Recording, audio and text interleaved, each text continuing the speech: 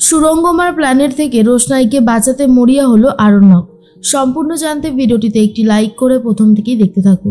গল্পের শুরুতেই দেখা যায় সুরঙ্গমা রোশনাইকে বলে, কি বলছো তুমি এসব? তোমাকে কে জোর করে ঠান্ডাই খাইয়েছিল শুনি? উত্তর দিচ্ছ না কেন? এরপরেই রোশনাই কিছু বলার আগেই জাহ্নবী তখন বলে, আমাকে আমাকে কিছু বলছো তুমি? দেখো রোশনাই, আমি সবাইকেই খাইয়েছিলাম আর তোমাকেও দিয়েছিলাম। ইনফ্যাক্ট আমি নিজেও খেয়েছি। কই আমার তো কিছু হয়নি, আর বাকিদের তো কারোর কিছু হয়নি। তোমার এরকম হলো কেন? হ্যাঁ, এবার কি তুমি আমাকে দোষারোপ করবে? ইচ্ছে করে নিজের সাইডটাকে একেবারে সেভ করে দিল।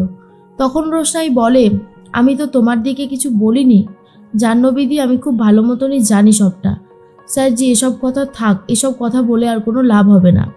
ছোটু তখন বলে, তাহলে কোনটা বললে লাভ হবে রোশনাই? আসলে কি বলতো, আমাদের মতো মানুষদের কথা না কেউই ভাবে না, এটাই হচ্ছে বাস্তব। তুমি চিন্তা করো না, একদিন দেখবে সব ঠিক হয়ে গেছে। যারা যারা তোমাকে আজকের দিনে দাঁড়িয়ে ইনসাল্ট করেছে তারা একদিন নিজেদের কুকীর্তির ফল ঠিকই হাতে নাতে পাবে। তনুশ্রী তখন বলে, ছোটু অনেক কথা তো বললে, আমার মনে হয় আর কিছু বলার দরকার পড়বে না। এবার অন্তত একটু থামো। রোশনাই সুস্থ হয়ে যখন বাড়িতে ফিরেই এসেছে তখন আর এসব কিছু বলার মতন অপেক্ষা রেখো না, হয়ে গেছে, যা হবার হয়ে গেছে। তখনই মিনি এসে বলে, রোশনাই তুই এসেছিস? আমি তো তোর জন্যই অপেক্ষা করছিলাম, কখন থেকে অপেক্ষা করছি রোশনাই আসবে। ফাইনালি আজকে রোশনাই এসেছে। আজকে যে আমার কি আনন্দ হচ্ছে সেটা আর বলার কথা না। তখনই রোশনাই বলে, আসতে তো আমাকে হতোই মিনি, তুমি আছো যে। তখনই মিনি বলে, মা তুমি ওই যে একটা কি করো না, দুধের মধ্যে কি হলুদ মিশিয়ে দাও, বলো যে একদম শরীর ঠিক হয়ে যাবে। তুমি রোশনাইয়ের সাথে এমনটাই করো না মা, এক গ্লাস গরম দুধ নিয়ে এসো রোশনাইয়ের জন্য। আর তখনই তনুশ্রী বলে, তোমার মা তো না হয় এক গ্লাস দুধ নিয়ে আসবে মিনি, কিন্তু দুধের টাকাটা কে দেবে? তোমার বাবা। আর ঠিক তখন ছোটু বলে, মেজ বৌদি, এখন মিনিও বুঝতে পেরে গেছে রোশনাইয়ের এই শরীরের অবস্থার জন্য ভালো হওয়ার জন্য এক গ্লাস দুধের খুব প্রয়োজন আছে রোজ। তাই মিনি বলে ফেলেছে। মিনি তো সত্যি কথাটা বলতেই ভালোবাসে। আমরা সবাই জানি মেজদার টাকাতেই এই বাড়িতে দুধ আসে, সেই জন্য তো আমরা দুধে কেউ হাতও দিই না। ঠিক আছে, রোশনাইয়ের এই কদিনের দুধের খরচা না হয় আমি দিয়ে দেব, ও দুধ খাবে, বুঝতে পেরেছ? তখনই সুরঙ্গমা বলে, হ্যাঁ, দুধ হলুদ যা পারো খাইয়ে ওকে সুস্থ করে তোলো, যত তাড়াতাড়ি সুস্থ করবে তত তাড়াতাড়ি ওর বিয়েটা দেওয়া যাবে। কথাটা শোনার পর তো সবাই অবাক হয়ে যায় আর বলে, রোশনাইয়ের বিয়ে? সুরঙ্গমা বলে, হ্যাঁ, খুব তাড়াতাড়ি আমি রোশনাইয়ের জন্য সম্বন্ধ আনছি, কালকেই আনছি আর কি। তো পাত্র বিয়ে করতে রাজি হয়েছে শুধুমাত্র আমার কথায়, তাই আমি কোনো রকমের কোনো ঝামেলা কিন্তু চাইছি না। এই কথাটা আপনারা মনে রাখবেন, যতটা ফাস্ট হয় আমি ততটা ফাস্টই রোশনাইয়ের বিয়ে দিয়ে দেব। তখনই আরণ্যক বলে, রোশনাই এখন অসুস্থ, ওকে এখন এইভাবে বিয়ে না দিলেই কি নয়? সুরঙ্গমা তখন বলে, বা আরণ্যক, আমার মনে হয় তোমার এসবের মধ্যে ঢোকার কোনো প্রয়োজন নেই। আমি ওর মাসি, তাই আমি যেই সিদ্ধান্তটা নেব ওর ভালোর জন্যই নেব, তোমাকে এসবের মধ্যে ঢুকতে হবে না। আরণ্যক তখন বলে, আন্টি ঢুকতে হবে না বললেই যে কেউ ঢোকে না তেমনটা তো না। আর সবথেকে বড় কথা হচ্ছে যে আমি রোশনাইয়ের দেখভাল করার জন্যই কিন্তু রোশনাইকে এখানে এনেছিলাম, তাই আমার শোনাটা দরকার ওর কার সাথে বিয়েটা হচ্ছে, পাত্র কি করে। ছোটু তখন বলে, হ্যাঁ আমারও জানা দরকার পাত্র ঠিক কী করে। সুরঙ্গমা বলে, পাত্র বিজনেস করে, ওদের অনেকগুলো বিজনেস আছে। ছোটু তখন বলে, কিসের বিজনেস?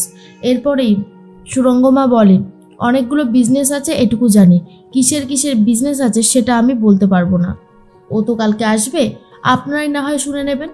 এর মধ্যেই রোশনাইকে বড়মা বলে, রোশনাই কারোর কথায় হ্যাঁ বলে দিও না, সারাটা জীবন সংসার করবে তুমি, একটা মানুষকে ভালো করে জেনে বুঝে তবেই বিয়ে করো।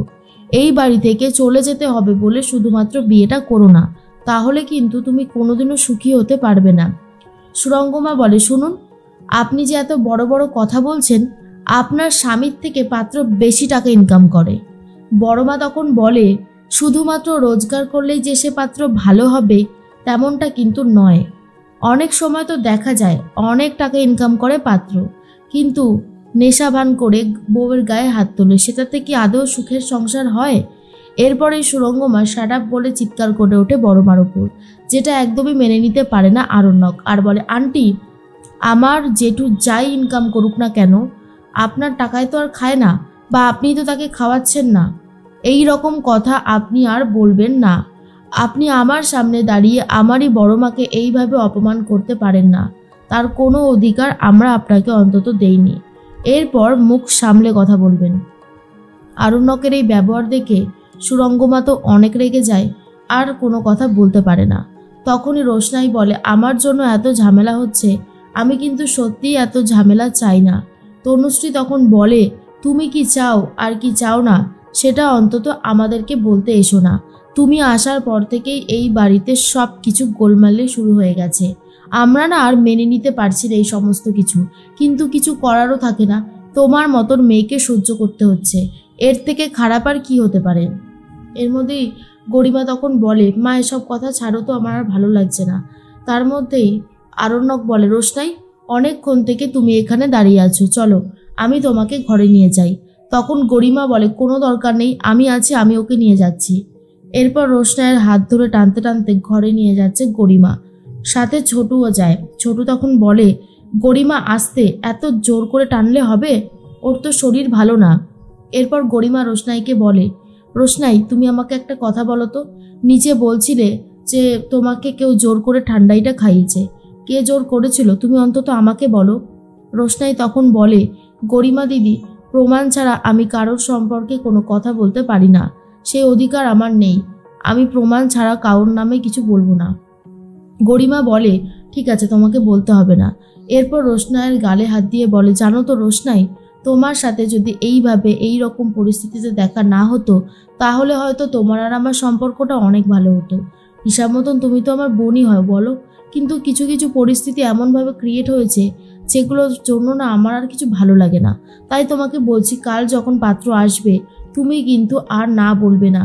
তুমি ওই পাত্রকে বিয়ে করে এই বাড়ি থেকে আর বাদশার জীবন থেকে চলে যাও। আর তোমার বিয়েটা যত তাড়াতাড়ি হবে, আমার আর আরণ্যকের বিয়েটাও ঠিক তত তাড়াতাড়ি হবে। এরপরেই গরিমা তো চলে যায়। আর অন্যদিকে ছোটু তখন বলে, আমি খুব ভালো মতন বুঝতে পারছি রোশনাই, যে এই বিয়েটা তোর জন্য সুখকর হবে না। তুই আমাদের ছেড়ে গিয়ে থাকতে পারবি তো? রোশনাই তখন বলে, কি বলছো ছোটু, তোমাদের ছেড়ে আর কোথায় বা যাবো বলো, আমি তো আসবো তোমাদের সাথে দেখা করতে। ছোটু তখন বলে, সে তুই যাই বলিস না কেন, এখানে থাকতিস, তুই কত ভালোবেসেছি বলতো তোকে। আমি তো সব সময় তোর জন্য ভালো চেয়েছি ঠাকুরের কাছে।